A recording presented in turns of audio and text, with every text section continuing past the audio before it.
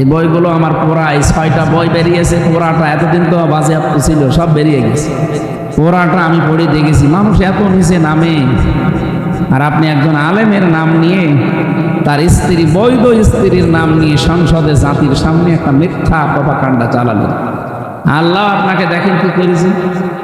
এখন একটা হিন্দুর কাছে থাকা লাগছে।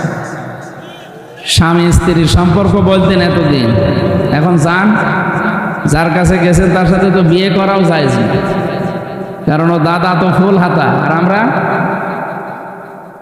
হাফ হাতা না। ফুল হাতার সাথে হাফ হাতা যায়। আর দাদার এখন যা বয়স, এই বয়সে যদি মুসলমানই দেওয়া লাগে, কে মুসলমানে দেবে? পাকা ভাম, বুড়ো ভামের কোন মুসলমানে কেউ দিতে পারবে? লজ্জা শরম ত্যাগ করে কেউ যদি কাটেও, তার চোখ বন্ধ করে কাটা লাগবে। সে আগা কাটতে দিয়ে গোড়া কেটে দিয়েছে, কারণ মুসলমানের সাত জীবনের মতো মিটে যাবে। মেয়েটা গেছে, অন্তত সেভাবে আসে, ওইভাবে থাক। আর যদি আপনাদের সহ্যের বাইরে চলে যায়, যে আপনাদেরও জ্বালাচ্ছে, তাহলে আমাদের মেয়ে আমাদের কাছে দেন, আমরা আল্লাহর কাছে পাঠিয়ে দিই। কারণ উনি যা করেছে বেঁচে থাকার মতো কায়দা নেই। 275টা অলরেডি মামলা হয়েছে, এটা মার্ডার মামলা। এখন যে জল্লাদ আছে ইলিয়াস, এই শাহজাহান জল্লাদের পরে এই লোকটা মাত্র একটা মার্ডার করেছিল জীবনে, তাও বাইরের লোক না, নিজের বউকে। ওইখানে ঘ্যানর ঘ্যানর করতো, ওর মাকে বোনকে কিছু দিলেই দেখতে পাচ্ছ। বলছে একদিন একটু সংশোধন করার জন্য এক থাপ্পড় দিলাম, ও ছাতা মরি গেছে। হ্যাঁ, একদম মরি গেছে। হ্যাঁ, ওর মা বাবা মামলা দিল, এই যে আমি 30 বছর জেল খাটতেছি। এখন ফাঁসি দেয়, একটা ফাঁসি দিলে 4 মাস করে মা, এই জন্য ফাঁসির দায়িত্ব নিয়েছে। এই লোকটা একটা মার্ডার করে যদি ওর 30 বছর জেল খাটা লাগে, ও ফাঁসির আসামি ছিল, এখন যাবজ্জীবন এসেছে, 30 বছর খাটা লাগবে জেল, একটা ফাঁসি, একটা মার্ডার মামলা। আর এনার নামে মার্ডার মামলা কত? তাও তো একেবারে চোখে দেখা। আর হেফাজতের ওইটা যদি ধরে, কয়েক হাজার হয়ে যাবে। এরপরে 57 জন বিডিআর, এরপরে 2006 সালে জামাত শিবিরের মানুষ যেভাবে পিটিয়ে মেরেছে, আপনার হুকুমদাতার আসামি। যে সব কিছুর বিচার ডক্টর ইউনূস বলে না যে শুধুমাত্র 24 সালের না, 2006 থেকে শুরু করে 24 পর্যন্ত যা হয়েছে প্রত্যেকটার বিচার করেছে। সেই হিসাবে আমার মনে হয় ওনার যদি 1000 বার ফাঁসি দেওয়া হয়, তারপরেও 10 বার বাকি থাকে। হ্যাঁ, তারপরও আমরা সন্তুষ্ট না। তারপরও মেয়ে যেহেতু আছে, আপনার সাথে তো বিয়ে জায়েজ নেই, আপনি রাখেন, অন্তত দূরে রাখবেন। আমাদের তো চরিত্র ভালো না, দূরে রাখবেন। নাই তাই বুড়ো বয়সে আমার ছেলে মেয়ে হয়ে গেলে পরিচয় দেবো কি? দূরে দূরে রাখবেন। আর ঝামেলা বেশি করলে মেয়েটার তো সমস্যা, একটু মাথায় সমস্যা না, খালি মিথ্যা কথা বলে। তো এই জন্য কথা যদি বেশি বলে তাহলে পাঠিয়ে দেবেন, আমরা আল্লাহর কাছে পাঠিয়ে দেব, একটু মুক্ত হব আমরা একেবারে একেবারে একেবারে। আলহামদুলিল্লাহ, আল্লাহটা বিশাল জগদ্দল পাথর যে সরিয়ে দিয়েছে বুকের উপর থেকে, এইটাই শুকরিয়া। জীবনে আর কিচ্ছু না পায়, কোনো আফসোস না। একটা পাথর সরিয়ে গেছে। ফরিদপুরে কতবার এসে আমি ফিরে গেছি। কি আমি কি আপনার মেয়ের দিকে কোনোদিন তাকিয়েছি? আর আপনার যে মেয়ে, ও ছাতা তাকানো যায়? হ্যাঁ, ফরিদপুরের এত বড় হাতির মতো এই লোকই তাই কন্ট্রোল করতে পারল না, শেষ পর্যন্ত ছেড়ে দিয়েছি। আর আমার মতো আমার শরীরই চলে না, আমিও তাকিয়ে করবো কি? তারপরও বিনা কারণে 3টা বছর আপনি রেখে দিলেন ফাঁসির কন্ডেম সেলের ভেতরে। কি আচরণ করলে! লাল দাগ দিয়েছিল আমার ফাইলে, যেন এইটা জামিন দেওয়া না হয়। এই হচ্ছে বিচার ব্যবস্থা দেশে। আবার বলতো আমরা ন্যায় বিচার কায়েম করছি, এর নাম ন্যায় বিচার। এক একজনের নামে মামলা কত! আমার কাছে যারা আসতো বলতো ভাই কয়টা মামলা দিয়েছে, একজন বলছে 313টা, একজনের মামলা দেখুন 556টা মামলা দিয়েছে তার। ও যদি জামিনও পায় তো সারা জীবন লাগবে শুধু হাজিরা দিতে। কি আরম্ভ করেছিলেন বলেন তো? আল্লাহ একেবারে এমন তোলা তুলেছে, সে ডেড সি বানিয়ে দিয়েছে না জর্ডানে।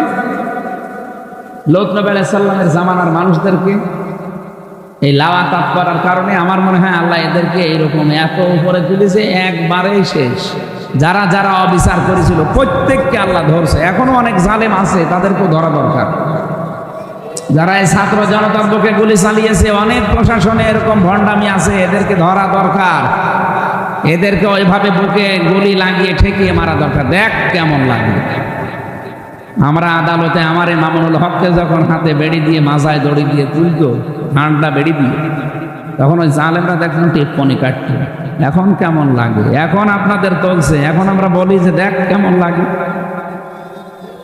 এই যে কালা মানিক শুনলাম যে ওর বেশি উড়ে গেছে, ঠিক হয়েছে, ওর বেশি উড়ে গেছে, ওর বউ টেকবে। কয়দিন পর শুনবেন ওর বউ আল্লাহ রাস্তায় চলে গেছে। বেশি থাকছে তাই বউ চলে যাচ্ছে, আর ওর তো বেশি নেই। কত মানুষের জীবন নষ্ট করেছে চেয়ারে বসে শয়তান। সাইদি সাহেবকে ফাঁসি দিতে পারে না, এই জন্য নাকি ও জীবনের বড় আফসোস। এবার ওরে আফসোস দেখাচ্ছে। তো দুনিয়া গেল, আখেরাতে ওর জন্য ভয়াবহ শাস্তি আছে, কারণ ও নায়েবে রাসূলদের বিরুদ্ধে ছিল। যেন আমরা যারা আজকের এই ময়দানে এসেছি একটা ফাঁকা বুক নিয়ে, অন্তত হালকা হালকা লাগছে যে আল্লাহ আমাদেরকে কোরআনে কারিমের যে আয়াত পড়েছি আমরা ওই আয়াতের তাফসীর করবো ইনশাআল্লাহ। যিনি আমাদেরকে নিয়ে আসলেন রাতের বেলা, বলেন আলহামদুলিল্লাহ। দরুদ আর সালাম পাঠ করছি আমাদের নবী মুহাম্মদুর রাসূলুল্লাহ সাল্লাল্লাহু আলাইহি ওয়াসাল্লামের প্রতি, যার আদর্শ পেয়ে আমরা আসলে খুশি না বেজার? মন থেকে আমরা খুশি তো? আলহামদুলিল্লাহ। সূরা আহকাফ 35টা আয়াত আছে, মাত্র একটা আয়াত পড়েছি, 9 নম্বর আয়াতটা। এই আয়াতের ভেতরে যত তথ্য আছে আমরা পয়েন্ট আকারে বের করবো ইনশাআল্লাহ। তাফসীর আকারে কথা বলছি, খুব ভালো করে মিলাবেন। আমাদের জীবন যেন আজকে আল্লাহ পরিবর্তন করে দেয় কোরআনের কারণে। জবান খুলে পড়ে না, আউযু বিল্লাহি মিনাশ শাইতানির রাজীম, বিসমিল্লাহির রহমানির রহিম। قل ما كنت بدعا من الرسل وما أدري ما يفعل بي ولا بكم إن أتبع إلا ما يوحى إلي وما أنا إلا نذير مبين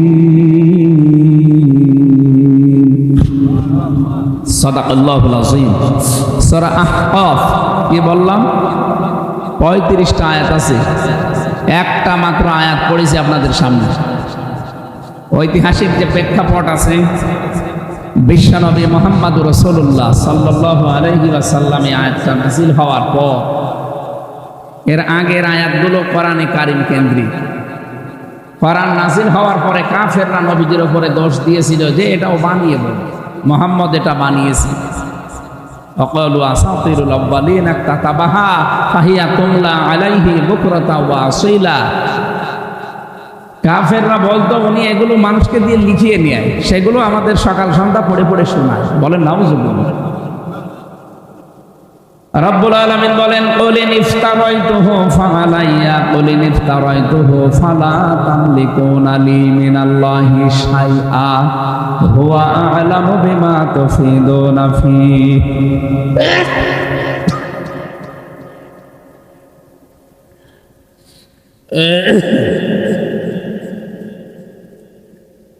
আল্লাহ রাব্বুল আলামিন বলেন নবী আপনি বলুন, আমি যদি এগুলো বানিয়ে বলতাম তোমাদের সামনে, তাহলে আল্লাহর কাছ থেকে আমাকে বাঁচানোর মতো কারো ক্ষমতা ছিল না। ওয়ালাউ তাকাব্বালা আলাইনা বা'দাল আকাবিল লা আখাযনা মিনহু বিল ইয়ামিন সুম্মা লাকাতানা মিনহুল ওয়াতিন। 44, 45, 46 নাম্বার আয়াত সূরা হাক্কাতের। রব্বুল আলামিন বলেন আমি যে কোরআনে কারীম নবীজির কাছে দিয়েছি, আমার নবী যদি নিজের কোনো কথা এর ভেতরে আমার নামে চালিয়ে দিত, আমি নিজে আমার ডান হাত দিয়ে নবীর ডান হাত দিয়ে নবীজিকে চেপে ধরতাম আর তার কণ্ঠনালী কেটে ফেলে দিতাম। এখানে বাংলা অর্থ একটা বিভিন্ন তাফসিরে হয়তো ভুল মিস্টেক আছে, ভুল বলবো না, মিস্টেক হয়ে গেছে। লা আখাযনা, এখানে আলেম আছে অনেক, লা আখাযনা মিনহু বিল ইয়ামিন। আল্লাহ বলেন অবশ্যই আমি ধরতাম মিনহু তাকে, বিল ইয়ামিন, বি মানে দ্বারা, দিয়ে কর্তৃক, ইয়ামিন মানে ডাইন হাত। এখানে ফাইল সরাসরি কে?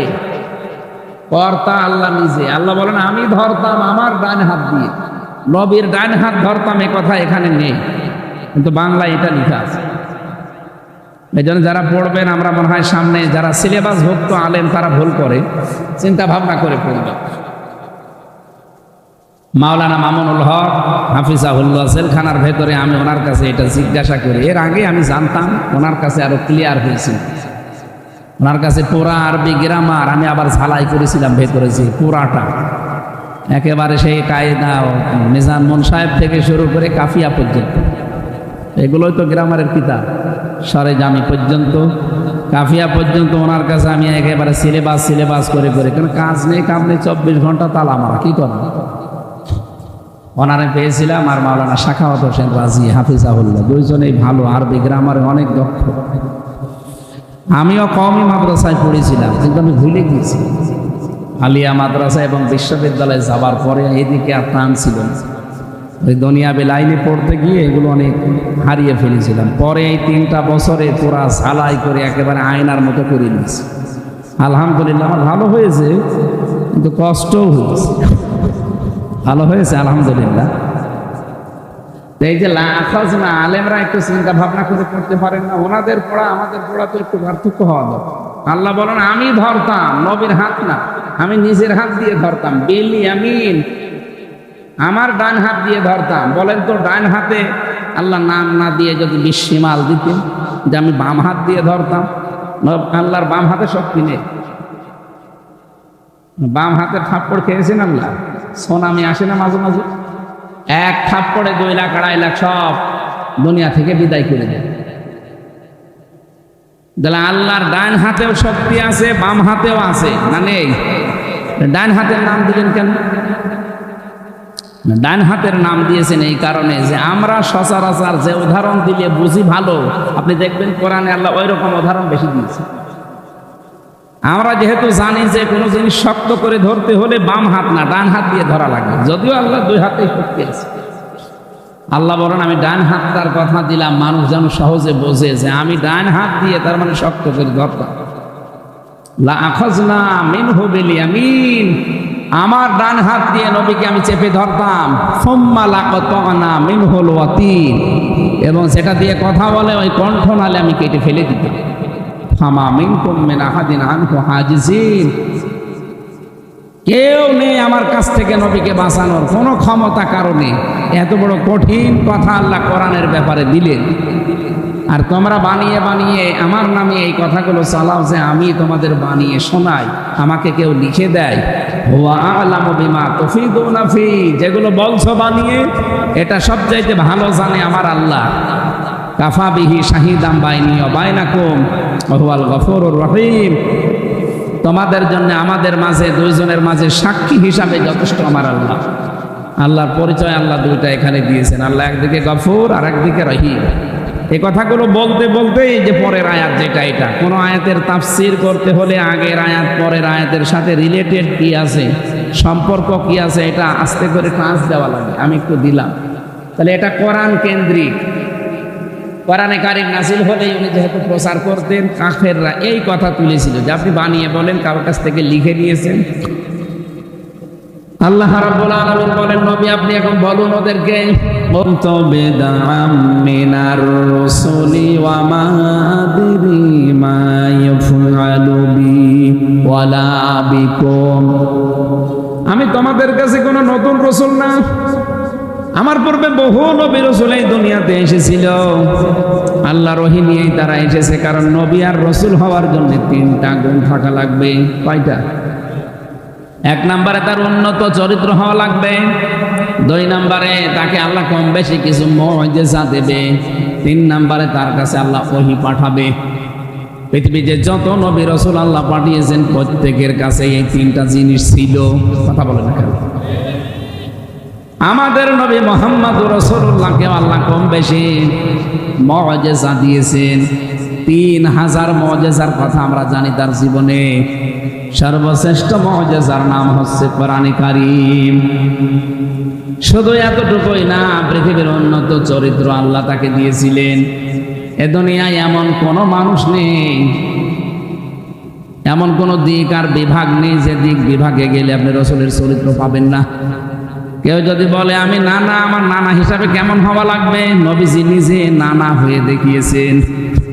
বলেন, কোন মানুষ যদি বলে স্বামী হিসাবে আমি কি করব, নবীজি নিজে দেখিয়েছেন যে স্বামী হিসাবে কেমন থাকা লাগে। কোন মানুষ যদি বলে আমি একজন শ্রমিক হিসাবে কি করা লাগবে, নবীজি নিজে শ্রম দিয়েও দেখিয়েছেন। পৃথিবীর এমন কোন দিক বিভাগ নেই। কেউ যদি বলে রাষ্ট্রপতি, নবী 10 বছর নিজে রাষ্ট্রপতি ছিলেন। পৃথিবীর প্রতিটি কাজে তাকে আপনি পাবেন। অনুসরণ করার জন্য কোনো বাবা লাগবে না, কোনো স্বামী লাগবে না। অনেকে তো বাবা ছাড়া কিছু পাই না। এ বাবার একটাই দোষ ছিল, শুধু স্বপ্ন দোষ। যত স্বপ্ন দুনিয়ায় দেখেছে সব বাস্তবায়ন করা লাগবে। এই স্বপ্ন দোষগুলো বাস্তবায়ন করতে গিয়ে মেগা প্রজেক্টের নাম নিয়েছে, মেগা ডাকাতি করেছে। এত স্বপ্ন যদি লোকটা দেখে না যেত, আমার মনে হয় এত ঝামেলা হতো না। খালি স্বপ্ন দেখেছে। ওই জন্য ওনার জীবনের দোষ একটা, কি দোষ? স্বপ্ন দোষ। স্বপ্ন দেখে দেখে তো আমরা রসাতলে। তারপরও তো আপনার যে জেলাগুলো আছে, অন্যান্য জেলায় যান আপনি, কুড়িগ্রামে, লালমনিরহাটে, নীলফামারীতে, পঞ্চগড়ে, ঠাকুরগাঁও, ওই সমস্ত এলাকাগুলোতে যান। আমি মাঝে মাঝে এই লাইন মতো না যেতে পারি, সময় কন্ট্রোল হয় না, এই জন্য হেলিকপ্টারে নিয়ে যাই। যাবার সময় পাইলট আমাকে দেখায় যে এই জিনিসগুলো এখনো কমপ্লিট হয়নি। এদেশের মানুষ যদি টাকাগুলো পাচার না করে, ওই শয়তানগুলো যদি এই দেশে বড় বড় প্রতিষ্ঠান করত, 36 লাখ যুবক এখন বেকার। কত? 36 লক্ষ যুবক এখন বেকার। এই মানুষগুলো কর্মসংস্থান পেয়ে যেত, এদের বাইরের দেশে যে আর রাস্তা ঝাড় দেওয়া লাগতো না। নিজের দেশে যদি 20-25 হাজার 30 হাজার টাকা উপায় করার একটা লাইন একজন পেয়ে যায়, ওই লোকটা সুখে শান্তিতে চলতে পারত। অথচ বাংলাদেশ থেকে সৌদি আরবে গিয়ে দেখি রাস্তা ঝাড়ু দিচ্ছে, টয়লেট পরিষ্কার করছে, খুব বেশি হলো না 30-35-40 হাজার টাকা মাসে উপায় হয়। আপনি কি করলেন? পাইলট খালি আমার যাওয়ার সময় আসার সময় আফসোসটাই করে যে হুজুর ওই শয়তানদেরকে নিয়ে আগে চলতাম, এখন যেহেতু শয়তানরা বেশি নেই, আপনাদের নিয়ে চলা লাগে। আমাদের জীবনে আফসোসই এইটা, ওরা যদি মানুষের কর্মসংস্থান করে দিত, ওদেরকে কেউ নামতেও বলতো না। অথচ 42,000 কোটি টাকা প্রতি বছরে শয়তানরা পাচার করেছে। 42,000 কোটি। কয়েকদিন আগে আমি মালয়েশিয়া ছিলাম, ওখানে বানিয়েছে সাহেব পাড়া।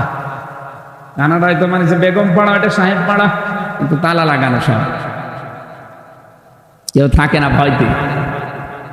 আমি স্বাধীনের পরে গিয়েছিলাম, যাওয়ার পরে দেখি শয়তান যেই হোটেলে উঠে দেখি নিচে 2 শয়তান চা খাচ্ছে। কি আপনি? হুজুর আমি আগেই পালিয়েছি। কেন পালাবেন? ওই যে ঘর আছে সাহেব পাড়ায়, থাকেন না? না, ওখানে যে মায়ের খাবো। এই দেশে বাংলাদেশের মানুষ আছে, যদি দেখে যে ওই ঘরে আমি আছি, আমরা পিটিয়ে লাশ বানিয়ে ফেলবো। কি করলেন? টাকাগুলো নিয়ে এসে এখন কাজ কারবারও লাগাতে পারেন না, ভোগও করতে পারেন না, নিজের মাতৃভূমিতেও থাকতে পারলেন না। কি হবে আপনার জীবন নিয়ে? কয়েকজনের সাথে আমি গোপনে কথা বলেছিলাম, ওরা আফসোস করে। গোয়েন্দা বিভাগের অনেকেই মালয়েশিয়া, সিঙ্গাপুর, থাইল্যান্ডে আছে। যে আমাকে হোটেলে ডাক দিয়েছিল, আমি কয়েকটা গোয়েন্দার সাথে কথা বলেছি, তারাও শান্তিতে নেই। এই জালেমাকে টিকিয়ে রাখতে গিয়ে তাদের জীবনেও তারা আগুন লাগিয়েছে। এই জন্য বলছি, টাকাগুলো যদি পাচার না করে, এগুলো দিয়ে এই দেশের মানুষের কর্মসংস্থান তৈরি করতেন, সারা জীবন আপনার বাপ অন্তত দোয়া পেত। দোয়া কবুল হয়তো কিনা জানি না, দোয়া পেত।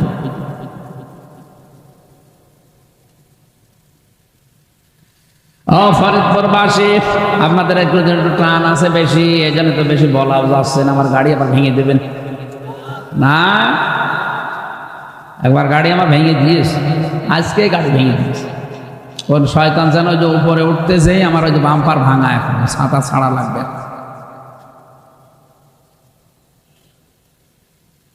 বিশ্ব নবী মুহাম্মদ রাসূলুল্লাহ সাল্লাল্লাহু আলাইহি ওয়াসাল্লামকে ডাক দিয়ে বললেন, নবী আপনি বলে দিন, আমি তোমাদের মতো, তোমাদের কাছে নতুন রসুল না যে তোমরা নতুন কিছু দেখতেছো না।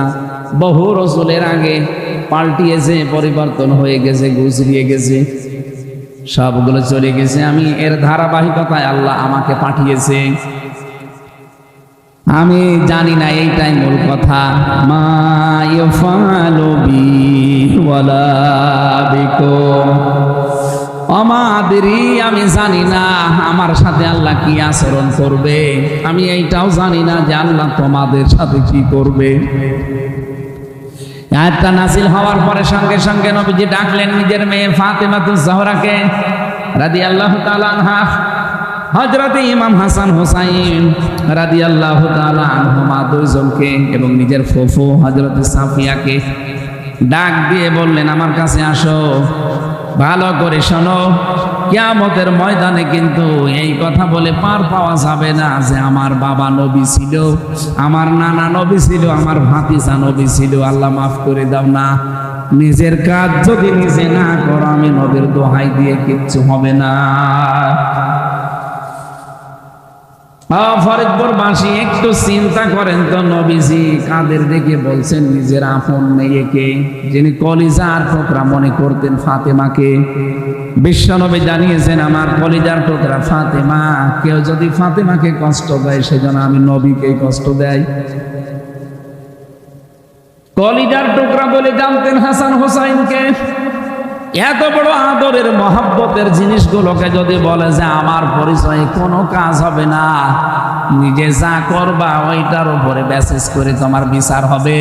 তা আমরা তো অনেক দূরের মানুষ, কথা বলেন ঠিক কিনা? আমরা কত দূরের মানুষ, ৬,০০০ কিলোমিটার করে আছি আমরা মক্কা থেকে।